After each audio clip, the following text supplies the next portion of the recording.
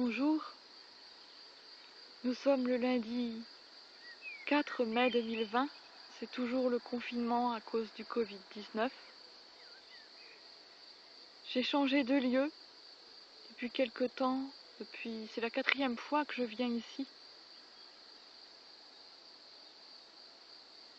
C'est vert, c'est très vert. Et 2 fois moins loin que Saint-Pardoux. J'ai appelé ce lieu le Sacré-Cœur. Parce que c'est vert. Parce que c'est vert comme les pâturages que le bon pasteur nous promet. Et parce que son Sacré-Cœur, c'est sa porte. C'est la porte qui mène à l'amour de Dieu. Et si on passe par cette porte, par son Sacré-Cœur, eh bien, nous allons dans les verts pâturages, la promesse de l'union avec le Seigneur. Je vais vous lire l'homélie du jour écrite par le Père Armand Veilleux depuis son abbaye trappiste de Scourmont en Belgique, et qui est donc la suite de la lecture de l'évangile du bon pasteur d'hier, où nous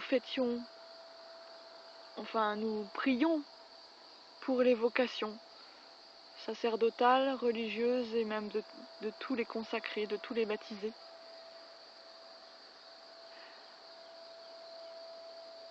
Je vais vous la lire, et c'est pas sans rapport avec le texte que je suis en train de terminer d'écrire sur le jeûne eucharistique comme communion au sacrifice du Christ.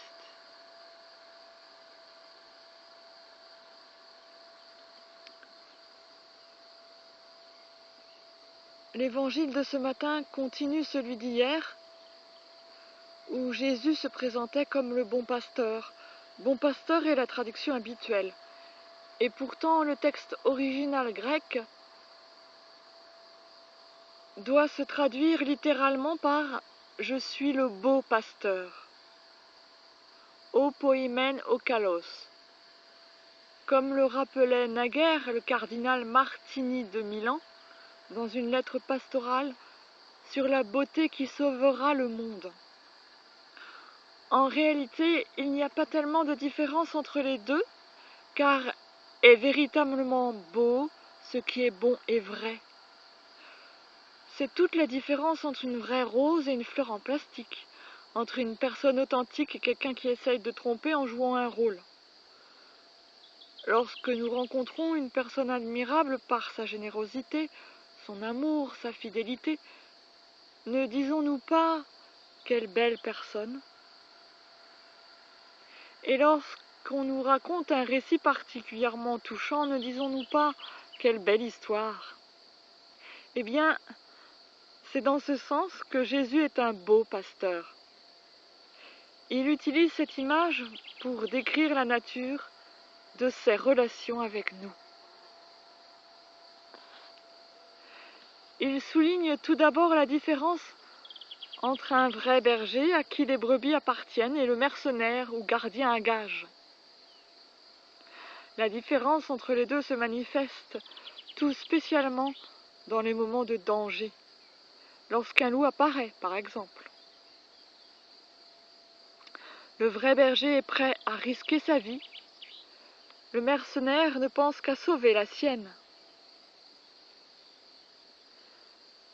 La deuxième caractéristique du beau pasteur que signale Jésus est la connaissance mutuelle entre lui et ses brebis.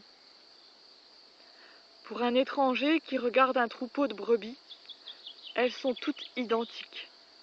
Mais le vrai berger les distingue toutes les unes des autres et connaît chacune par son nom.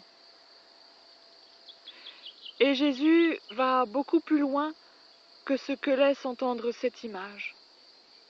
Il affirme que cette connaissance mutuelle entre lui et ses disciples est de même nature que la connaissance mutuelle entre lui et son Père.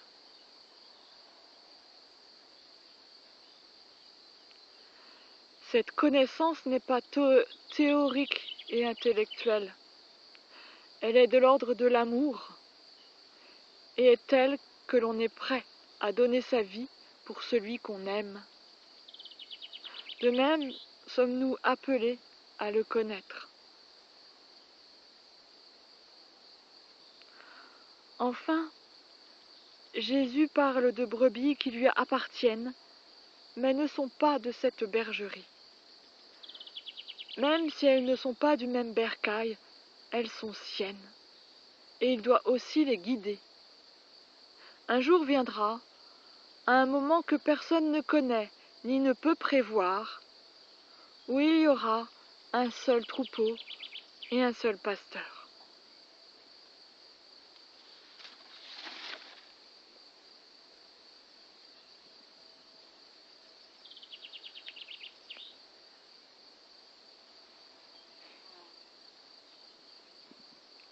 Dans la dernière phrase de son homélie, le père Armand dit qu'un jour, à un moment que personne ne connaît, ni ne peut prévoir, il y aura un seul troupeau et un seul pasteur. Dans la situation de confinement que nous vivons, nous sommes tous séparés de la table eucharistique, sauf les religieux qui peuvent célébrer la messe dans leur communauté.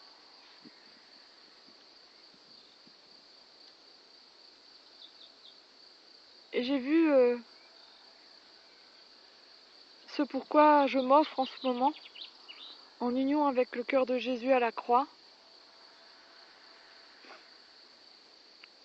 à la table eucharistique de tous les chrétiens.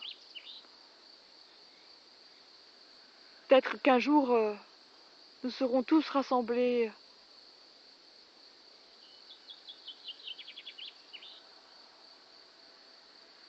au banquet eucharistique de Jésus, quelle que soit notre obédience chrétienne, orthodoxe, protestant, pentecôtiste, évangélique, catholique, anglican, que sais-je.